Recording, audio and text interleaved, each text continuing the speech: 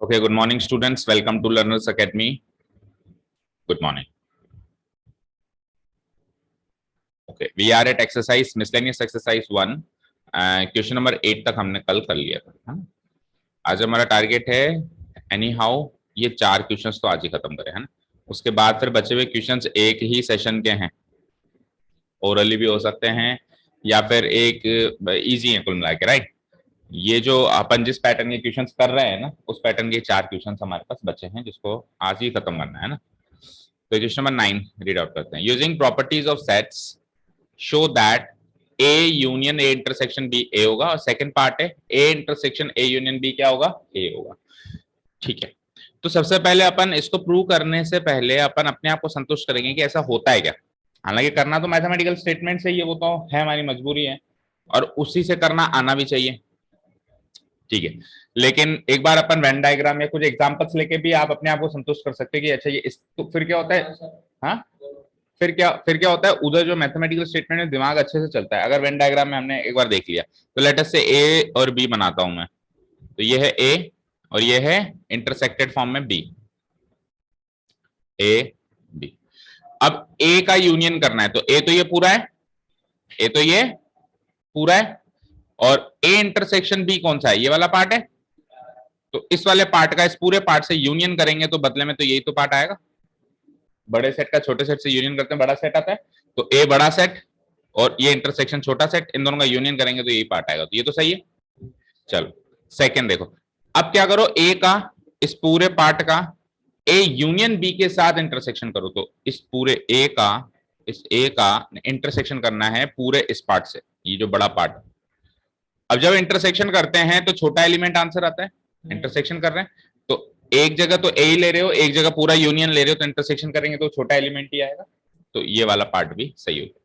ठीक है, अब जब अपन इसको प्रूव कर लेंगे बेटा, तो याद रखना, इसको जब अपन प्रूव कर लेंगे तो आगे चल के इसको एज ए प्रॉपर्टी याद रखना है नोट डाल के, क्योंकि अगले कुछ क्वेश्चंस फिर इस प्रॉपर्टी से सॉल्व होंगे, अगले कुछ क्वेश्चंस फिर इस प्रॉपर्टी से सॉल्व होंगे। चेक करो question number 11, same to same यही चीज है, ये वाली, ठीक है नहीं, है ना। तो इसको एज ए प्रॉपर्टी अपने को याद रखना है आगे चल के। बस ये याद रखना कि अगर यहाँ पे यूनियन है तो यहाँ इंटरसेक्शन, और यहाँ इंटरसेक्शन है तो यहाँ यूनियन, आंसर हमेशा पहला वाला सेट आ रहा है, चाहे से फिर यहाँ बी हो, सी हो, डी हो, एक्स हो, वाई हो, जेड हो। जैसे यहाँ पे इसने एक्स रखा है तो भी आंसर तो पहला वाला सेट आ रहा है। ठीक है, याद रह जाएगा। ओके, चलो अब जो मेन मुद्दा है कि हमको मैथमेटिकल स्टेटमेंट से इसको प्रूव करके दिखाना है, वो करते हैं। तो पहला क्वेश्चन उठा लेते हैं। ठीक है, note down the question, A union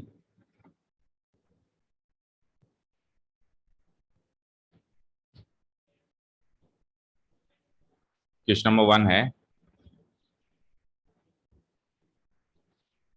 A union A intersection B, right. ये क्या आना चाहिए, ए आना चाहिए। पहला क्वेश्चन वही ना जिसमें बाहर यूनियन है, बिल्कुल, इसको आपको प्रूव करना है। तो वही सेम चीज, किसी भी सेट को किसी भी सेट से इक्वल प्रूव करने का तरीका, दोनों का सबसेट। तो पहला काम करना पड़ेगा कि A union A intersection B को सबसेट प्रूव करना पड़ेगा ए का, इसको ले लेते हैं ए पार्ट, और दूसरा ए को प्रूव करना पड़ेगा सबसेट ऑफ ये वाला set, A union A intersection B. ये दोनों पार्ट करने पड़ेंगे, दोनों पार्ट करते प्रूव हो जाएगा कि ये दोनों सेट्स इक्वल है। चलो तो नीचे आओ, ए पार्ट उठा लेते हैं।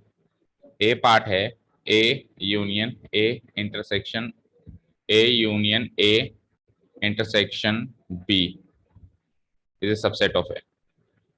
इस पार्ट को उठा लिया हमने, ठीक है। देखो अब सबसेट प्रूव करने का तरीका, इस सेट से कोई एलिमेंट बिलोंग करके उस सेट पे लेके जाना है। ठीक है, एम्प्लाय कराना कि अगर इसमें मानोगे तो इसमें भी होगा, तब तो इसका सबसेट हो जाएगा। तो स्टार्ट कर देते हैं, let x belongs to A union A intersection B. ठीक है, अब क्या वही स्प्लिट करना स्टार्ट करें। तो सबसे पहले मुलाकात किससे, यूनियन से। तो यूनियन को स्प्लिट कैसे करते हैं, और से। तो या तो एक्स ए में होगा और या फिर एक्स बी में, नहीं, यूनियन से स्प्लिट करो, ये यूनियन है, या और लगाया तो या तो एक्स ए में होगा या इस सेट में होगा, ए इंटरसेक्शन बी में। भाई आप यहां से स्प्लिट कर रहे हो, दो केसेस बना रहे हो, यूनियन से दो केसेस बने, तो इधर की राइट साइड क्या है, लेफ्ट साइड क्या है वो चेक करो। तो राइट साइड है ए, राइट साइड है इंटरसेक्शन बी, लेफ्ट साइड है ए इंटरसेक्शन बी। क्लियर है यहां तक? एक्स या तो ए में होगा या ए इंटरसेक्शन बी में होगा। क्लियर है? ठीक है। अब आप ए इंटरसेक्शन बी को भी स्प्लिट करो, अब आप ए इंटरसेक्शन बी को भी स्प्लिट करो। तो यहां से क्या लिखोगे आप कि या तो एक्स ए में होगा, और या फिर जब आप स्प्लिट करते हो तो इंटरसेक्शन को स्प्लिट करते हो तो क्या लिखते हो, एंड। तो एक्स ए में भी है एंड बी में भी। तो देखो ये एक केस है, ये पूरा दूसरा केस है। भाई ये दोनों चीजें तो साथ में हो रही हैं, एंड लगा हुआ है, और ये चीज अकेली हो रही है, और लगा हुआ है बीच में, दैट मीन्स या तो ये होगा या फिर वो होगा। अब आप ध्यान से सुनो, चाहे से ये हो चाहे से वो हो, दोनों ही केसेस से x बिलोंग्स टू ए तो आ रहा है। खत्म कहानी। भाई किसी दोस्त ने कहा कि यार मेरे हिसाब से तो ये काम होगा, किसी दूसरे दोस्त ने आपको कहा कि नहीं नहीं यार मेरे हिसाब से ये काम होगा, आपने दोनों की बात माननी, तो आप क्या कहोगे, चलो तेरी भी बात रख लेते हैं, तेरी भी बात रख लेते हैं, एक्स को ए से बिलोंग करा लेते हैं, ये तेरी भी बात रह गई, ये तेरी भी बात रह गई। ये कहता है ए और बी में आएगा, दोनों में आएगा। ये क्या कहता है कि यार मेरे हिसाब से ए में भी आएगा और बी में भी आएगा, तो मैं तेरी बात रख ली, ठीक है चल ए में आएगा। ये एक बात कह रहा है, ये दो बातें कह रहा है, आपको कॉमन बात रखनी है दोनों की, तो आपने इसकी ये बात उठा ली, ये बात उठा ली, ठीक है ना, ऐसे सोचो।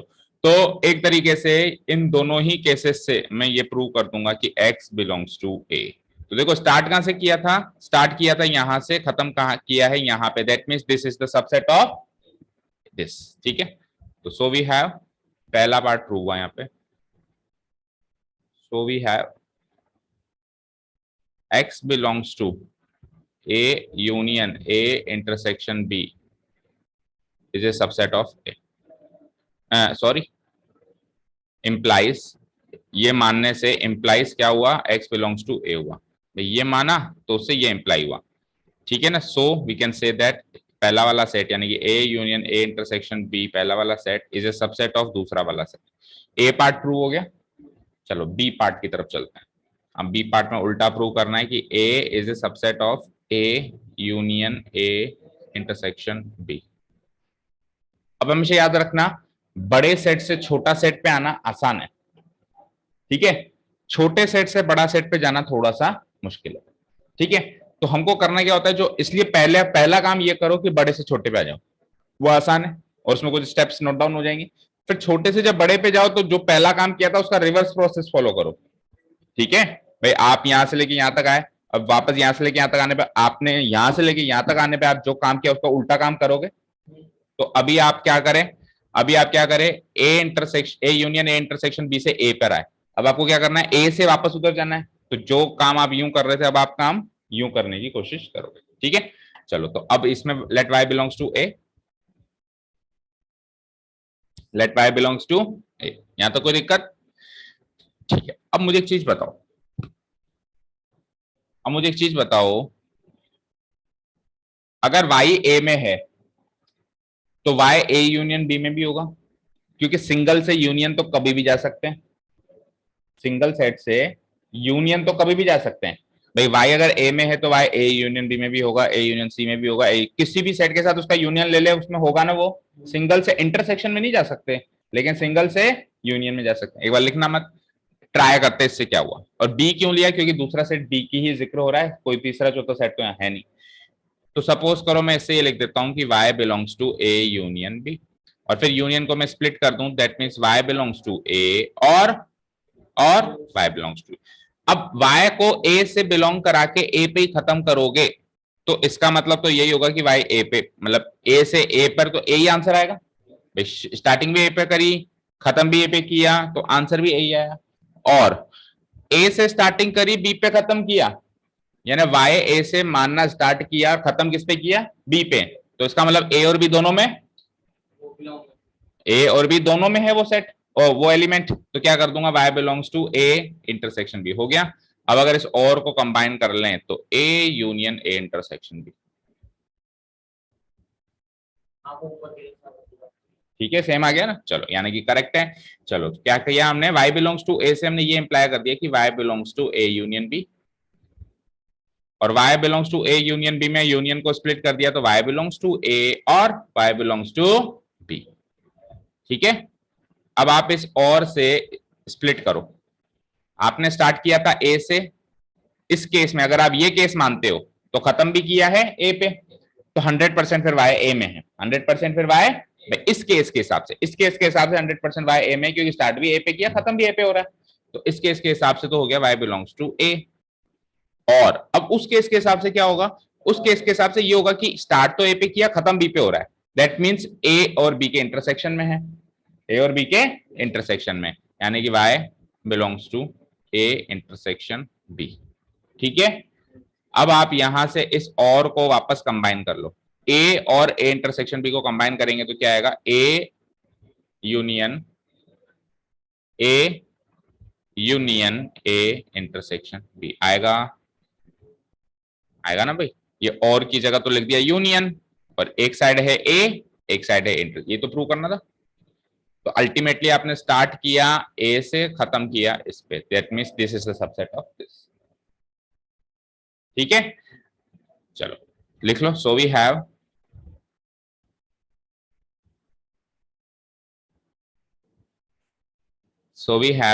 y बिलोंग्स टू ए से स्टार्ट करने पे रिजल्ट आया y belongs to A union A intersection B, ठीक है।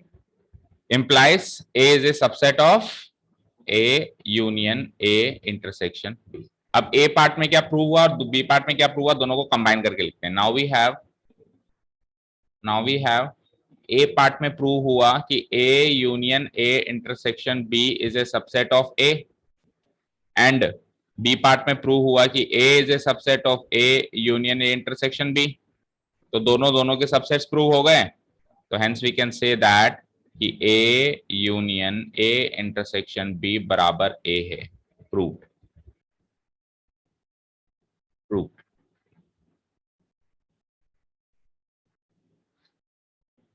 ठीक है, ये तो पहला क्वेश्चन हुआ है भी, अब इसको एज ए प्रॉपर्टी याद रखोगे, प्रूव हो गया तो चलते हैं सेकंड पर। देखो आगे बढ़ने से पहले एक चीज समझो, अगर x बिलोंग्स टू A मानने से आप x belongs to B prove कर देते हो, तो इससे दो बातें लिख सकते हो। एक बात तो आप ये लिख सकते हो कि A is a subset of B, अगर आपको सबसेट फॉर्म चाहिए तो, और दूसरी बात अगर आपको एलिमेंट फॉर्म ही चाहिए तो आप ये लिख सकते हो कि x belongs to A intersection B। भाई A से स्टार्ट किया था, B पे खत्म कर दिया, यानी हमने माना था कि x A में है, और प्रूव क्या हो रहा है, x B में भी है, तो x A और B के इंटरसेक्शन में होगा, ये तो है एलिमेंट फॉर्म, ये तो क्या है एलिमेंट। और सेट फॉर्म, सबसेट फॉर्म ले तो अगर x A में भी है x B में भी, तो A से सबसेट ऑफ B। अब जहां अपने को इसकी जरूरत पड़ती है वहां ये लेते हैं, जहां अपने को एलिमेंट फॉर्म की जरूरत पड़ती है वहां ये लेते हैं। अब ये अपन इस क्वेश्चन में ये वाली फॉर्म ली है, ये वाली फॉर्म नहीं ली है, चेक करो, चेक करो, यहां पे आ जाओ, देखो y बिलोंग्स टू a से स्टार्ट किया बच्चे हमने, और इस केस की बात करूं, पर्टिकुलरली इस राइट साइड वाले केस की बात करूं, तो खत्म किस पे किया, y बिलोंग्स टू b। तो एलिमेंट फॉर्म में हमने क्या लिख दिया कि a इंटरसेक्शन, हम ये भी लिख सकते थे कि a is a subset of b, but उससे हमको ऊपर RHS में ऐसी कोई चीज ही नहीं दिखाई दे रही, नहीं दिखाई दे रही ना, प्रूव करना क्या है उसके हिसाब से हमारी डायरेक्शन होती है। तो लिख तो ये भी सकते हो, बट हमने क्या लिखा, y belongs to a intersection, ठीक है, क्लियर है। अब सेकंड पार्ट में बेटा अब आप अपने आप दिमाग लगाओ, डिलीट कर दिया मैंने सारा ना सेकंड पार्ट, क्योंकि अल्टीमेटली क्वेश्चंस आपको करने हैं, करीब करीब मिसलेनियस में इस टाइप के सारे क्वेश्चंस कवर हो जाते हैं मानते हैं, लेकिन फिर भी कुछ नया क्वेश्चन आ जाए तो कह नहीं सकते। A intersection A union B, ये भी ए के बराबर होगा, राइट। दो बातें हैं क्या प्रूव करनी पड़ेंगी दो सेट्स को इक्वल करने के लिए, बोलो किसको किसका, A intersection A union B को ए का, यानी A intersection A union B को सबसेट प्रूव कर दो किसका, ए का, और बी पार्ट के लिए प्रूव करना पड़ेगा उसको इसका सबसेट प्रूव कर दो, यानी एलएचएस को आरएचएस का, आरएचएस को एलएचएस का, सिंपल सी बात है। A is a subset of A intersection A union B, ठीक है, ये दो चीजें प्रूव करनी है। अब पहली फॉर्म उठा लिया हमने, A intersection A union B is a subset of, ये प्रूव करना है अपने को, ये प्रूव करना है। तो अब सबसेट प्रूव करने का तरीका कि पहले एलएचएस वाले सेट से एक्स को बिलोंग करा के और आरएचएस वाले सेट पे प्रूव कर दो, ठीक है। तो लेट एक्स बिलोंग्स टू ये पूरा सेट, ये पूरा सबसेट से लेफ्ट साइड पे जो भी दिख रहा है ये पूरा, केवल ए क्यों ले रहे हो, है ना। फिर ए पे कब लोगे, जब आरएचएस एलएचएस में प्रूव करोगे, वाई बिलोंग्स टू ए करोगे, ठीक है। Let x belongs to A intersection A union B. अब क्या करना होता है, इसको अलग अलग करना, खोल देंगे।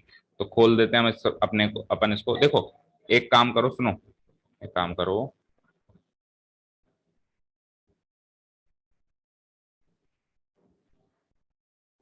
एक काम कर सकता हूं कि देखो, मैं बाहर इंटरसेक्शन और अंदर यूनियन होता है तो एक प्रॉपर्टी है डिस्ट्रीब्यूटिव लॉ, बाहर यूनियन अंदर इंटरसेक्शन है तो नहीं चलती वो प्रॉपर्टी, कि जैसे ऊपर वाले केस में तो नहीं चली थी, नहीं चली थी ना, लेकिन यहां पे चल सकती है। और हमेशा याद रखना बेटा, जब दो केस बनते हैं ना, दो केस, तो वो और से डिस्ट्रीब्यूट हो तो अच्छे से होते हैं, अगर वो एंड से डिस्ट्रीब्यूट हो ना दो केस तो नहीं हो पाते, क्योंकि एंड में तो ये भी चाहिए और ये भी चाहिए, तो दोनों की बात मानना मुश्किल होता है और किसी एक की बात मानना आसान होता है, समझ रहे हो। तो अगर मैं इसको इसी समय इस इंटरसेक्शन को एंड लिख दूं तो ये दो केस एंड से बन गए, मुश्किल है, तो एंड को और में कन्वर्ट करो, वो कैसे, डिस्ट्रीब्यूटिव लॉ। और डिस्ट्रीब्यूटिव लॉ आपको पता है इंटरसेक्शन का यूनियन पे लग सकता है, यूनियन का इंटरसेक्शन पे नहीं लग सकता, अभी इंटरसेक्शन का यूनियन पे लगेगा। तो कैसे करोगे, A intersection A union A intersection B, A intersection A union A intersection, तो इस तरीके से मैं डिस्ट्रीब्यूटिव लॉ लगा रहा हूं। तो एक्स बिलोंग्स टू, इस सेट को मैं लिख देता हूं तोड़ के, A intersection A union A intersection B, बोलो कोई दिक्कत। ऐसा करने से फायदा यह हुआ कि अब बीच में यूनियन आ गया, अब बीच में क्या आ गया, अब और से दो केस बन सकते हैं, क्लियर। और ए इंटरसेक्शन ए तो ए ही होता है, तो सिंपल सी बात है। तो अगले केस में और सिंप्लीफाई करके इसको मैं लिख दूंगा कि x belongs to A intersection A, तो क्या होता है, ए ही होता है, यूनियन ए इंटरसेक्शन बी। अब आप चेक करो, ये क्वेश्चन नंबर फर्स्ट बन गया।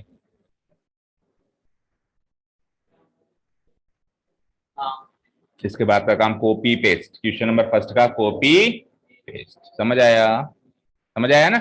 यानी कि आप चाहे से ये वाला पार्ट क्वेश्चन आए और ये वाला क्वेश्चन आए, आप बीच में यूनियन रख के ही स्टार्ट करोगे, यूनियन है तो अच्छी बात है, अगर इंटरसेक्शन है तो उसको कन्वर्ट करके यूनियन में ला सकते हो डिस्ट्रीब्यूटिव लॉ से, ठीक है।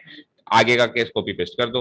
अब आप इसको डिस्ट्रीब्यूट कर दो, या तो एक्स बिलोंग करेगा ए से, और या एक्स बिलोंग करेगा ए इंटरसेक्शन बी से, फिर वही सेम काम कि या तो एक्स बिलोंग करेगा ए से और ए इंटरसेक्शन बी को खोल दिया तो एक्स ए से भी करेगा और एक्स बी से भी करेगा, वापस दो दोस्तों की कहानी हो गई, एक कहता है ये ए से करेगा, एक कहता है ए और बी दोनों से करेगा, तो दोनों की बात मान लेते हैं, कुल मिला के ए से तो करेगा ही करेगा।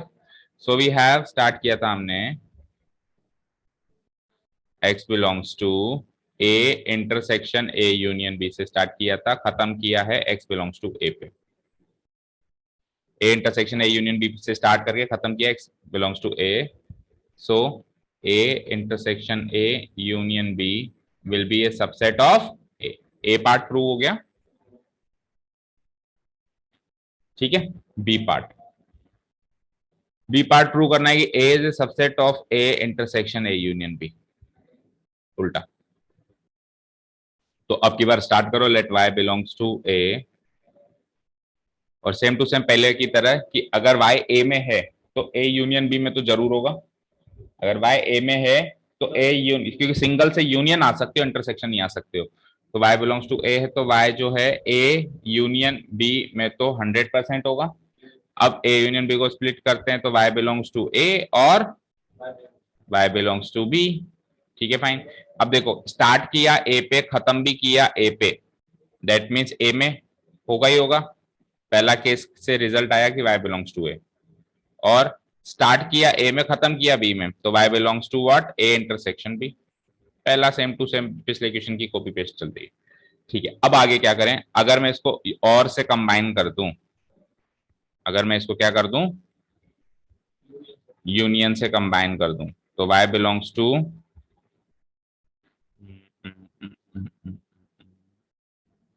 देखो पिछले क्वेश्चन की मैंने क्या कहा था आपको, वो करनी पड़ेगी, रिवर्स प्रोसेस फॉलो करना पड़ेगा। अब अगर देखो मैं यहां से इसको कंबाइन कर देता हूं तो ए और की जगह लग गया यूनियन ए इंटरसेक्शन बी, ये चीज बन के आती है, जबकि ये चीज ऊपर नहीं है, ये चीज ऊपर नहीं है। तो आप चेक करो पीछे आपने क्या किया, उसका रिवर्स प्रोसेस। आप ये चेक करो कि y बिलोंग्स टू ए आया था ना जहां पे, उससे पिछले स्टेप में क्या था वो का वो यहाँ कॉपी पेस्ट कर दो, क्योंकि रिवर्स प्रोसेस फॉलो हो रहा है। तो आप ऊपर वाले क्वेश्चन में देखो y बिलोंग्स टू ए से पहले क्या था, ए यूनियन ए रहा होगा शायद, जितना मेरे को याद है, नहीं ए इंटरसेक्शन है, देखो इससे ऊपर क्या रहा था, ए इंटरसेक्शन। तो ए को आप ए इंटरसेक्शन ए लिख सकते हो ना, जब आप ए इंटरसेक्शन ए को ए लिख सकते हो तो ए को भी ए इंटरसेक्शन ए लिख सकते हो।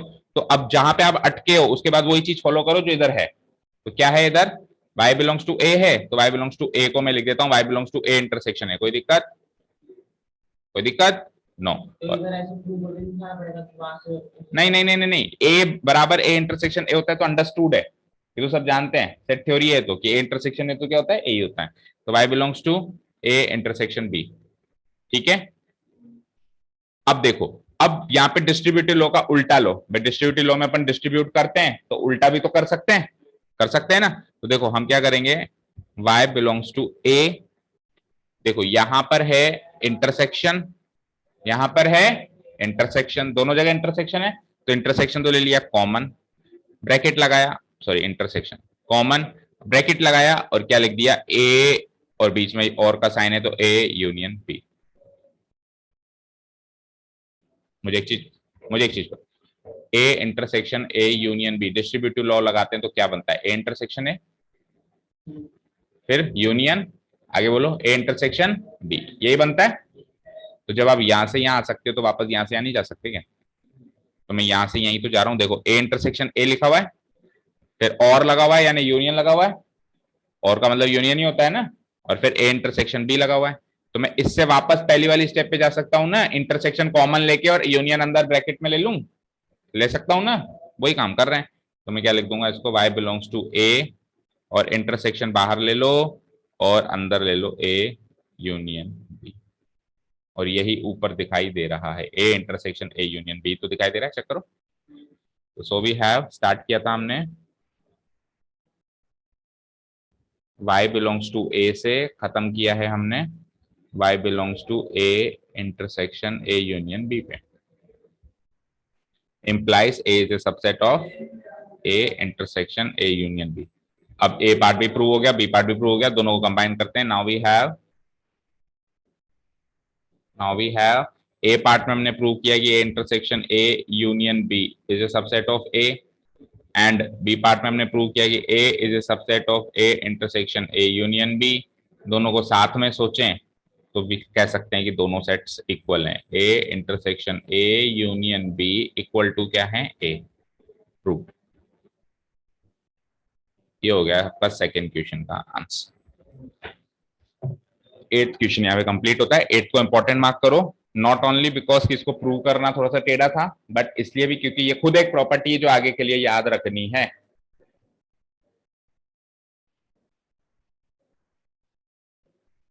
नाइन्थ था नहीं, 8th होना था, जो भी था 9th क्वेश्चन।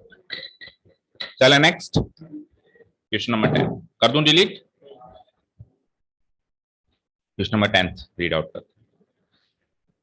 क्वेश्चन नंबर 10 है, show that A intersection B equal to A intersection C need not imply B बराबर सी।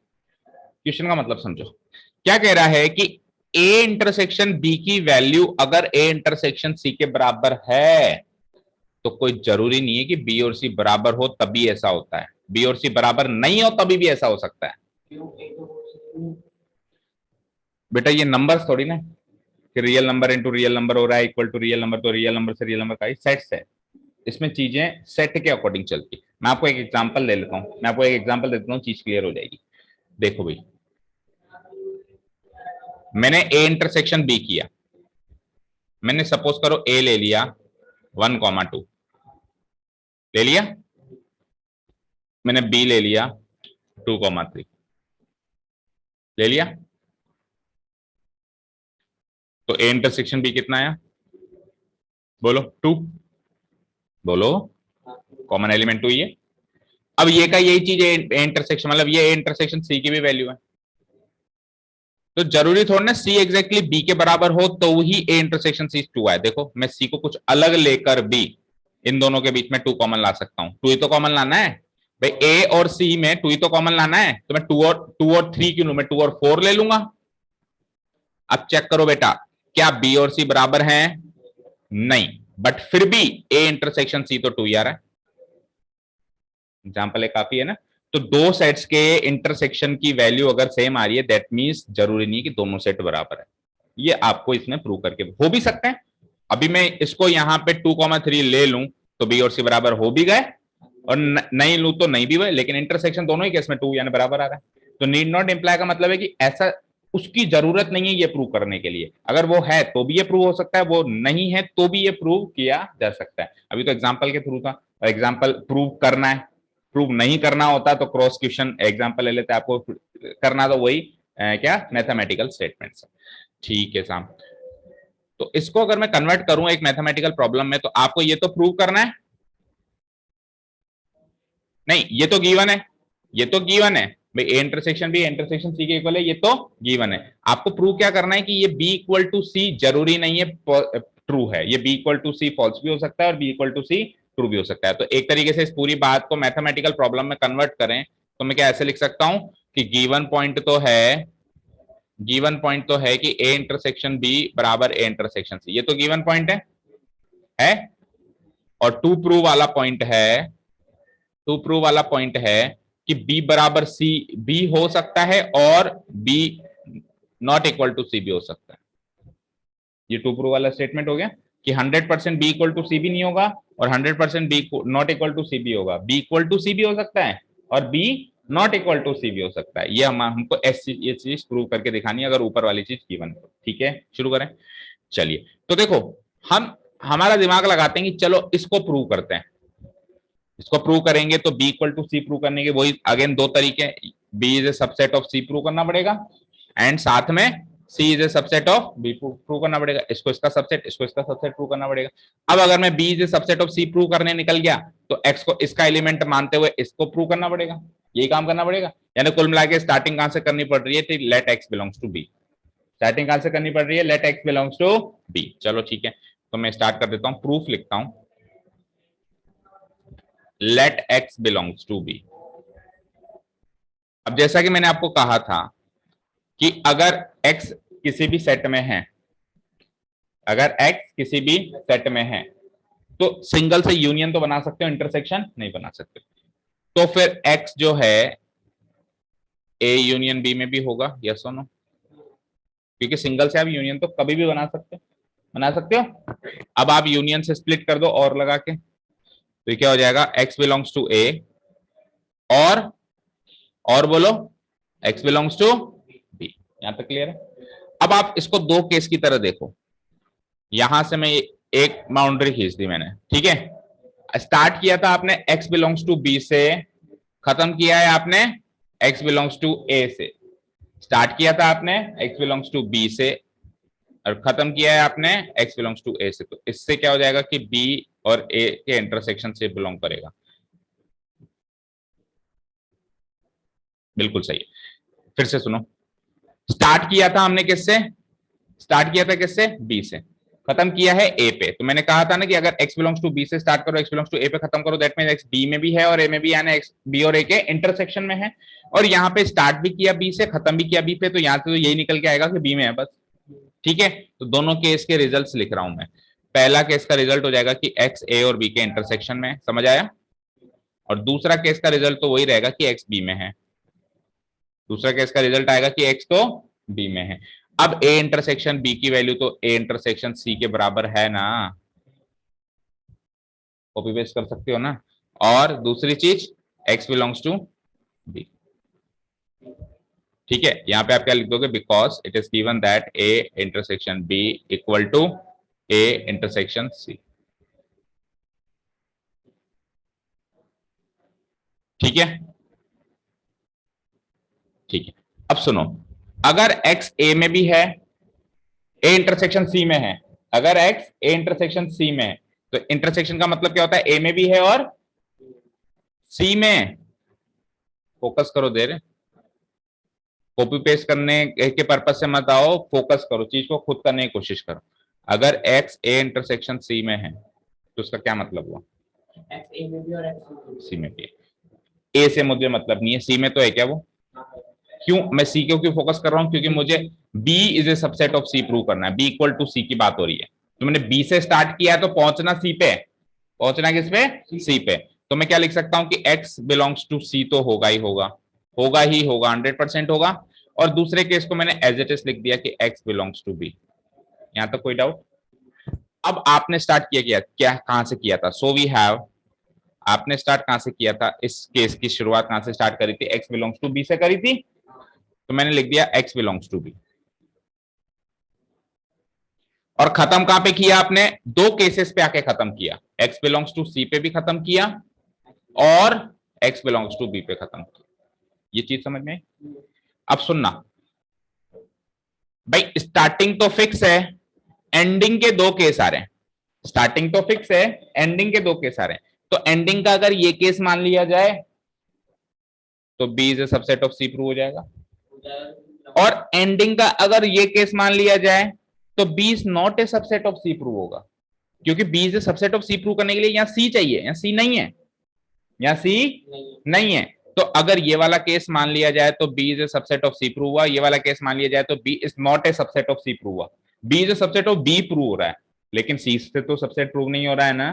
ठीक है, तो मैं क्या लिख दूंगा, इससे दो केस बनते हैं, इंप्लाइज कि या तो B is a subset of C होगा और या फिर B is not a subset of C होगा। इसको स्टेटमेंट नंबर 1 मार्क कर लो। क्लियर है? अब बी से सी पे चले, अब उल्टा काम करना है, सी से बी पे चलना है। अगेन अब सी में वाई एलिमेंट मान लो, जैसे बी में एक्स एलिमेंट माना था तो सी में क्या मान लो? वाई, और same to same copy paste काम करना है अपने को। Now let y belongs to C, let y belongs to C. अब जब वाई सी में है तो ए यूनियन सी में होगा, जैसे उधर अपन ने स्टार्टिंग में किया था। जब बी में था तो ए यूनियन बी लिया था, अभी सी में है तो ए यूनियन सी ले लो। ए यूनियन सी में होगा, ए यूनियन सी में अगर वो होगा तो या तो वो ए में होगा या फिर वो सी में होगा। ठीक है, अब अगर ए वाला केस ले लें तो आपने स्टार्टिंग तो सी से करी थी, खत्म ए पे किया है, तो सी और ए के इंटरसेक्शन में होगा। और सेकंड केस मान लें तो स्टार्टिंग भी सी से करी, खत्म भी सी में किया है, तो 100% वो सी में ही होगा। ठीक है, अब ए इंटरसेक्शन सी तो ए इंटरसेक्शन बी के बराबर है, चेक करो, गिवन पॉइंट है ना? A intersection C A intersection B के बराबर है ना? किया चेक?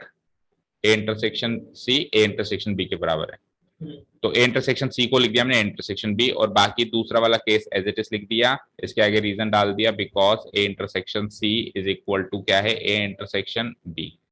ठीक है, अब अगर y ए के और b के इंटरसेक्शन में है तो 100% y b में तो है ही है।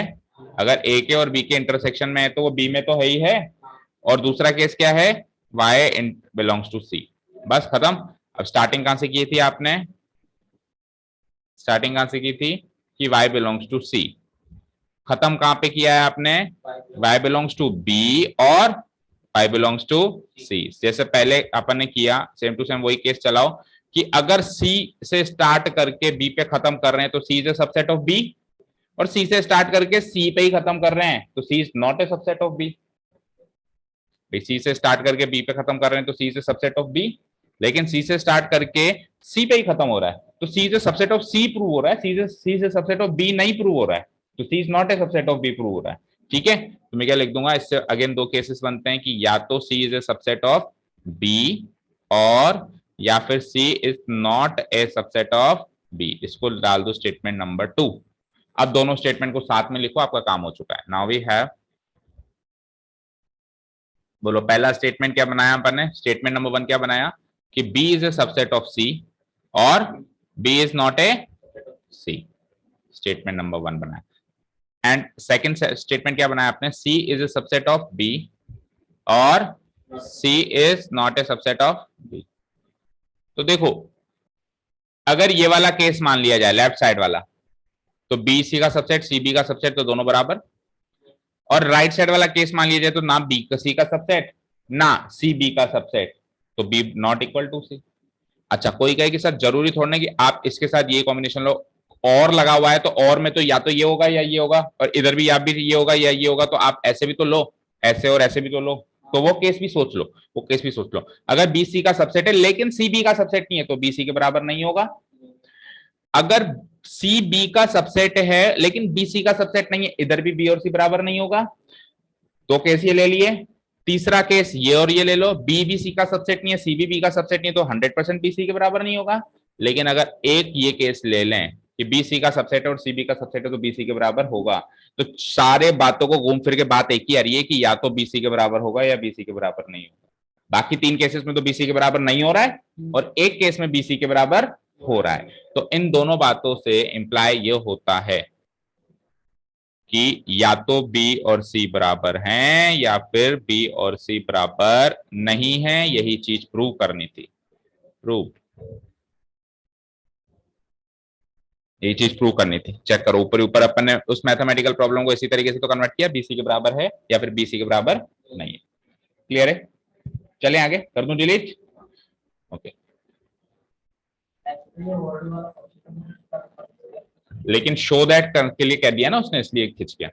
अब देखो क्वेश्चन नंबर 11 रीड आउट करते हैं। अब 11 में वैसे उसने हिंट दे रखा है कि ये डिस्ट्रीब्यूटिव लॉ वाली प्रॉपर्टी आप यूज कर सकते हो, बट देखते हैं। देखो ए और बी सेट्स हैं, ए इंटरसेक्शन एक्स क्या है, बी इंटरसेक्शन एक्स के बराबर है और दोनों फाई है। मतलब ए का एक्स से इंटरसेक्शन करूं या बी का एक्स से इंटरसेक्शन करूं, कुछ इंटरसेक्शन होता ही नहीं है, फाई आ रहा है, एम्प्टी सेट आ रहा है।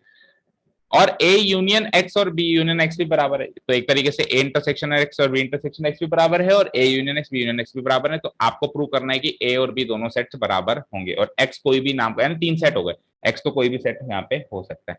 तो पहले तो उसके हिंट लेके करूंगा मैं, और फिर बाद में हम बात करेंगे कि सर हमको क्या पता कि ये हिंट है, हमको नहीं आया एग्जाम में याद भाई ऐसा कोई हिंट है, तो फिर क्या करेंगे, तो फिर अभी बाकी क्वेश्चन के साथ जो कर रहे हैं वही करेंगे। तो एक बार तो हिंट के साथ देख लो।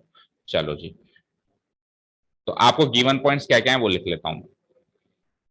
पहला गिवन पॉइंट है कि ए इंटरसेक्शन एक्स और बी इंटरसेक्शन एक्स बराबर हैं और दोनों क्या हैं, फाई। दोनों क्या हैं, फाई, फाई के बराबर। दूसरा है कि ए यूनियन एक्स और बी यूनियन एक्स बराबर। ठीक है, दो ही तो गिवन पॉइंट्स हैं कि यूनियन भी बराबर है, इंटरसेक्शन भी बराबर है। इंटरसेक्शन बराबर है, यूनियन बराबर, और प्रूव क्या करना है, ए बराबर B. To prove A equal to,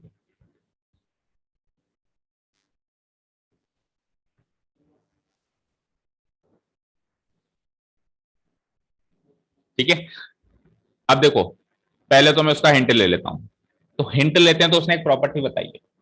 क्या बताइए कि ए का इंटरसेक्शन कर लो आप किससे, ए यूनियन बी से, तो वो ए ही आता है। ठीक है, बस लेकिन यहां पे बी की जगह एक्स लिखो, बी की जगह क्या लिखो, एक्स, क्योंकि ऊपर एक्स की बात हो रही। इधर सेकंड सेट तो कुछ भी डाल सकते हो ना, A B C D X Y Z, जो चाहो वो ले लो, कोई फर्क नहीं पड़ता। आंसर हमेशा पहला सेट आएगा, बशर्ते बाहर इंटरसेक्शन हो अंदर यूनियन हो, या बाहर यूनियन हो और अंदर इंटरसेक्शन, दोनों में से कोई भी काम। अब ये तो चलो ठीक है, लेकिन अगर बाहर इंटरसेक्शन होता है तो मैं डिस्ट्रीब्यूटिव लॉ भी लगा सकता हूं, वो मैं बाहर यूनियन होता है तो नहीं लगा सकता हूं, वो मैं कब लगा सकता हूं, जब बाहर इंटरसेक्शन होता है। तो मैं अगर इसका डिस्ट्रीब्यूटिव लॉ लगा दूं तो क्या हो जाएगा, A intersection A union A intersection X बराबर A by distributive law, by distributive, और खुद ने हिंट भी तो दिया है कि ये प्रॉपर्टी यूज करके डिस्ट्रीब्यूटिव लॉ यूज कर लो। फाइन। अब मुझे बताओ ए का ए से इंटरसेक्शन करेंगे तो क्या आएगा, ए का ए से इंटरसेक्शन करेंगे तो क्या आएगा, बोलो, ए ही आएगा, ए आएगा, यूनियन ए इंटरसेक्शन एक्स हो गया, और इसकी वैल्यू क्या हो गई, इसकी वैल्यू क्या हो गई, ए हो गई। ठीक है, इसको ले लो स्टेटमेंट नंबर 1। अब अगेन अगेन अगर मैं यहां पे बी ले लूं, ए की जगह क्या ले लूं, बी ले लूं, तो बी इंटरसेक्शन, और अंदर भी ए की जगह क्या ले लूं, बी ले लूं, तो इसका आंसर बी आएगा यूजिंग प्रॉपर्टी जो अभी अपन ने प्रूव करी है कि आंसर हमेशा पहला वाला सेट आता है। आंसर हमेशा क्या आता है? पहला वाला सेट। तो पहला वाला सेट बी है। अगेन इसमें डिस्ट्रीब्यूटिव लॉ अगर मैं लगा दूं, एक मिनट रुको, एक गलती हुई है ना,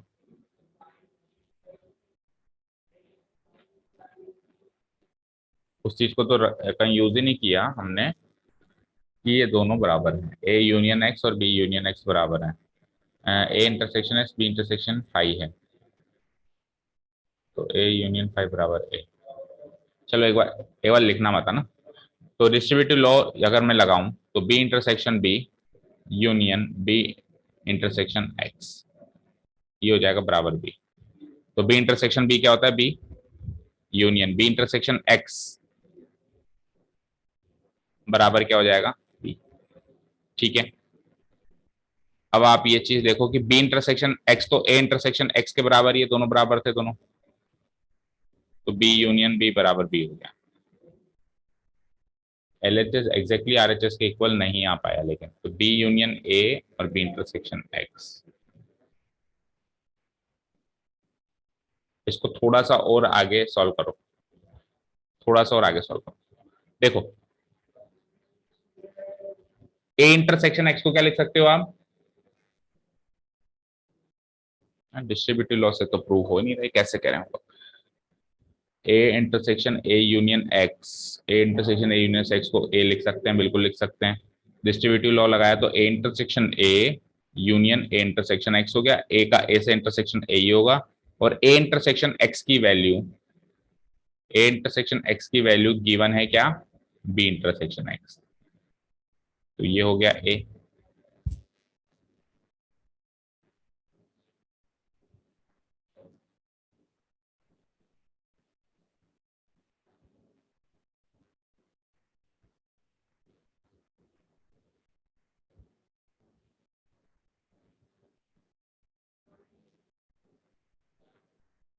इसको स्टेटमेंट नंबर 1 मानो।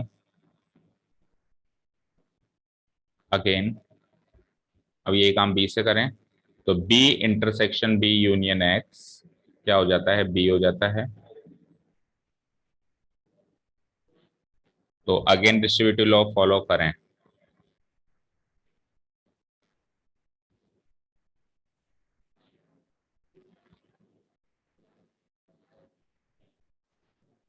बी लिख दूं मैं, A intersection B union A intersection X, और यहाँ पे ए लिख दूं तो मैं बी इंटरसेक्शन ए, वो फोन लाना, B intersection A union B.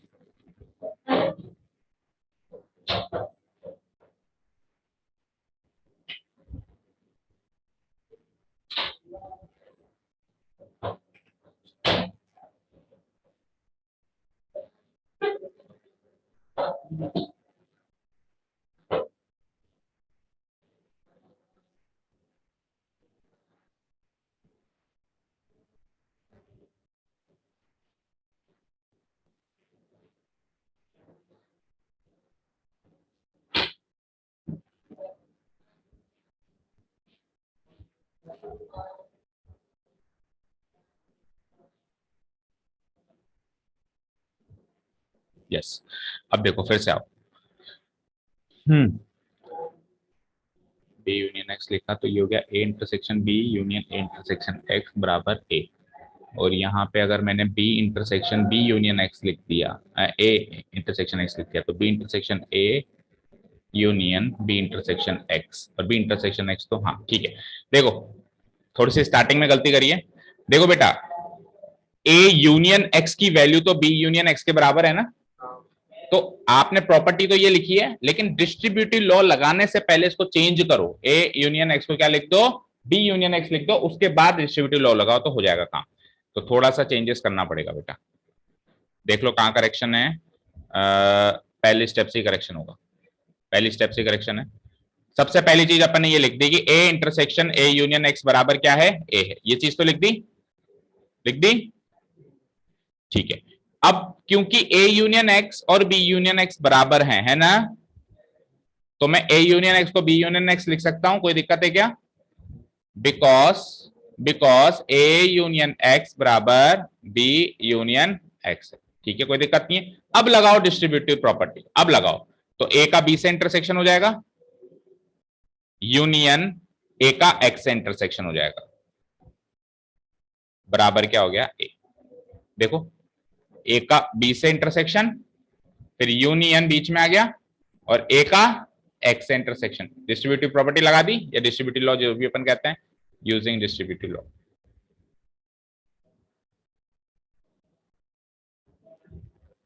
ठीक है, अब देखो इसको क्या लिख सकता हूं मैं, A इंटरसेक्शन B,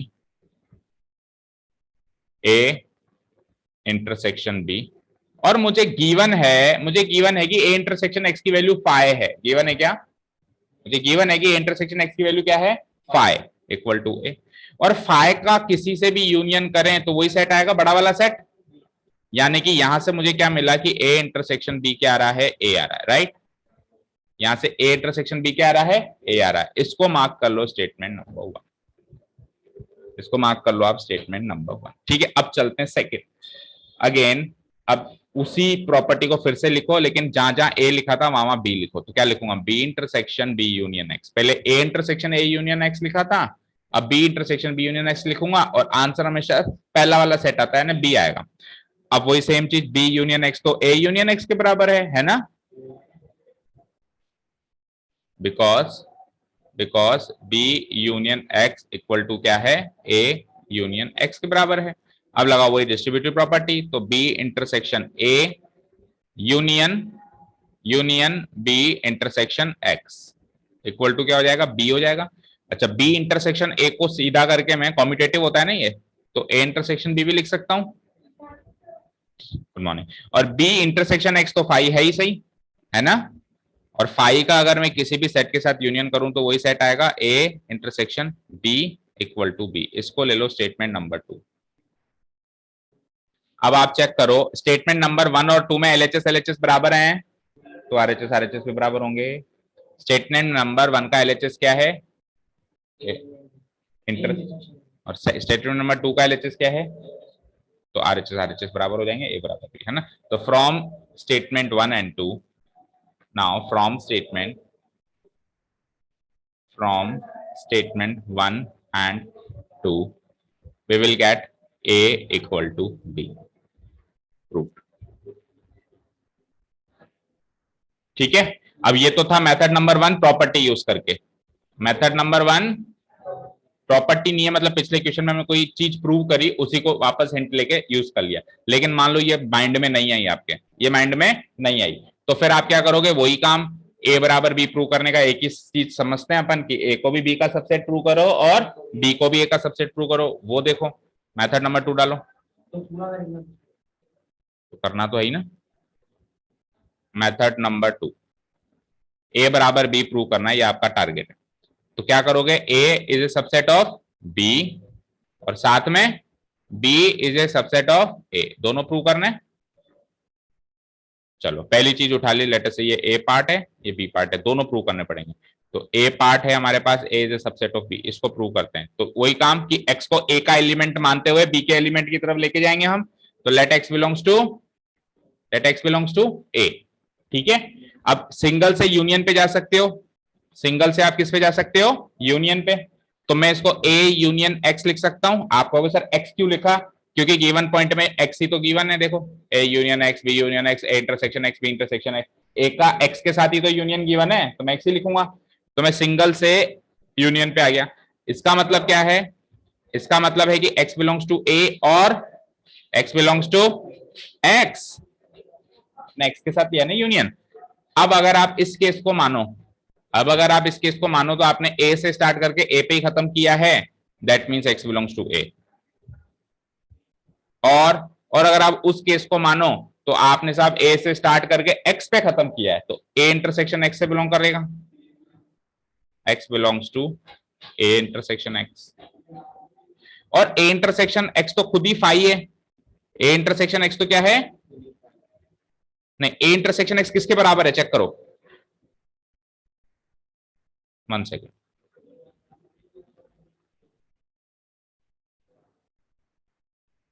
फिर से वही गलती कर दी, देखो देखो देखो, ए यूनियन एक्स को बी यूनियन एक्स तो लिखा ही नहीं, जो पिछले क्वेश्चन में गलती करी थी। सुने नहीं, कोई बात नहीं, अब सुन लेते हैं। तो ये वाली स्टेप और इस वाली स्टेप के बीच में ए यूनियन एक्स को पहले बी यूनियन एक्स करो, फिर आगे की कहानी। तो x belongs to A union X क्या हो जाएगा, x belongs to B union X, क्योंकि दोनों क्या हैं, बराबर हैं, because A union X equal to B union X. अब करो आप अलग अलग, इसका मतलब या तो x b से बिलोंग कर रहा है, और या फिर x से बिलोंग कर रहा है।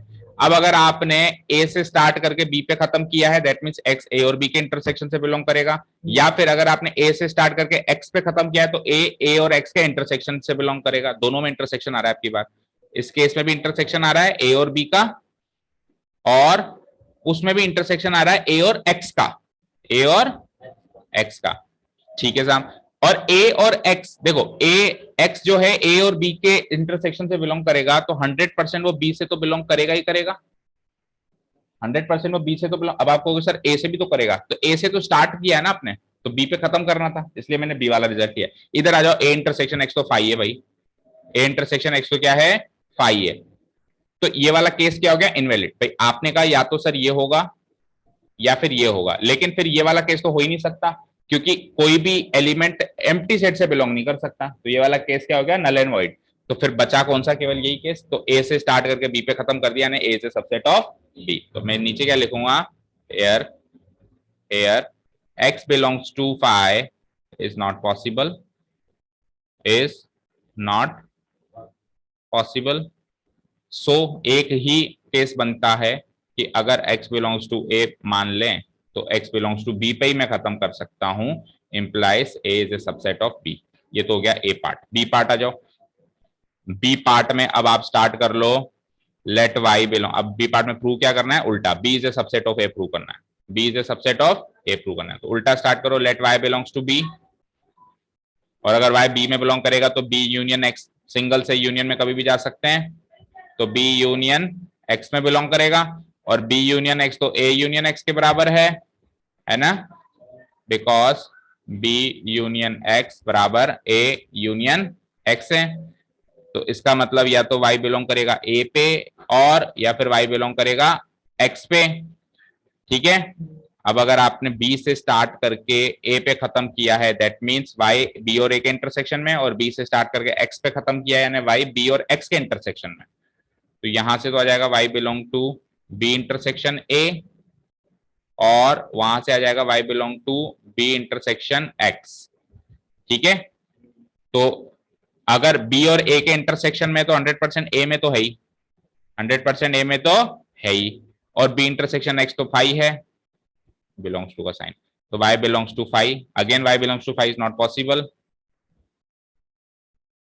Again y belongs to phi is not possible.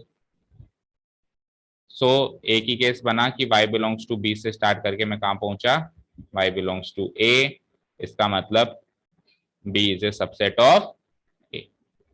तो नाउ वी हैव दोनों केस ले लूं, पहले केस में मैंने प्रूव किया कि a is a subset of b, and बाद में मैंने प्रूव किया कि b is a subset of a, दोनों को दोनों का सबसेट प्रूव कर चुके हैं, इंप्लाइज a बराबर b, प्रूव्ड।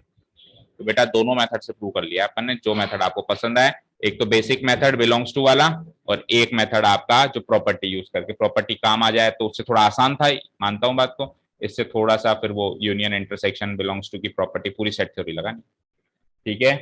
लास्ट क्वेश्चन तो एग्जाम्पल कंसिडर करने का है, मतलब आज का लास्ट क्वेश्चन, डिलीट कर दूं इसको।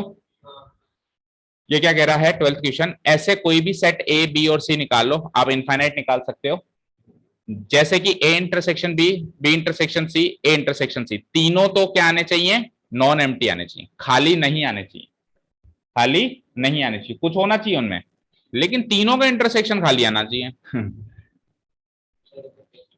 अरे बहुत सारे एग्जांपल, वो बहुत ही आसान है, आप ए कुछ भी ऐसा मान लो, बी कुछ भी ऐसा मान लो, सी कुछ भी ऐसा मान लो, ए और बी में कुछ ना कुछ एलिमेंट इंटरसेक्शन में होना चाहिए, खाली नहीं होना चाहिए, बी और सी में भी होना चाहिए, ए और सी में भी होना चाहिए, लेकिन तीनों के इंटरसेक्शन की बात करें तो खाली होना चाहिए। अगर मैं वेन डायग्राम से इसको शो करूं, तो तीन सेट्स का आपको इंटरसेक्शन बनाऊं, मतलब तीन सेट का अगर आप वेन डायग्राम बनाओ, like this and like this, तो ए बी सी, देखो ए इंटरसेक्शन बी वाला पार्ट ये पूरा है, जिसमें से इतना पार्ट तीनों का इंटरसेक्शन है, A intersection B intersection C. B intersection C वाला पार्ट भी ये पूरा है, जिसमें से इतना पार्ट तीनों का है, और ए इंटरसेक्शन सी वाला पार्ट ये पूरा है, जिसमें से इतना सा पार्ट तीनों का है। तो तीनों का पार्ट को तो खाली रखना है। उसने क्या कहा था कि A intersection B intersection C तो फाई आना चाहिए, तो इधर तो किसी भी एलिमेंट को मत बिठाओ, ये तो खाली रखना है, लेकिन इधर कोई भी एक एलिमेंट बिठा दो, इधर भी कोई भी एक एलिमेंट बिठा दो, इधर भी। तो देखो ए इंटरसेक्शन बी तो खाली नहीं है, एक एलिमेंट बैठा है, बी इंटरसेक्शन सी भी खाली नहीं है, एक एलिमेंट बैठा है, और ए इंटरसेक्शन सी भी खाली नहीं है, एक एलिमेंट, लेकिन तीनों का जो इंटरसेक्शन है उसमें किसी को मत बचा, वो फाई हो गया। इजी। अब ऐसा कोई भी एग्जाम्पल सोच लो, ऐसा कोई भी एक एग्जाम्पल सोच लो। लेट अस से मैं ले लेता हूं, छोटा सा एग्जाम्पल ले लो, let A B 1 2, fine, B B.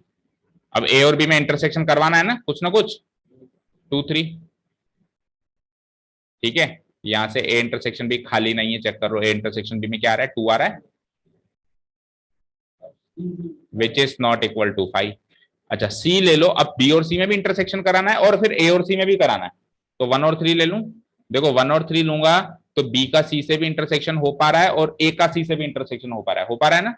Implies यहां से देखो बी इंटरसेक्शन सी क्या आ रहा है, बी और सी में क्या कॉमन है, 3 कॉमन है ना, तो बी और सी भी इंटरसेक्शन कराया तो 5 के बराबर नहीं आया, और ए और सी का भी इंटरसेक्शन देख लो वो भी खाली नहीं आ रहा, ए और सी में भी क्या कॉमन है, 1 कॉमन है, तो ये भी खाली नहीं आ रहा,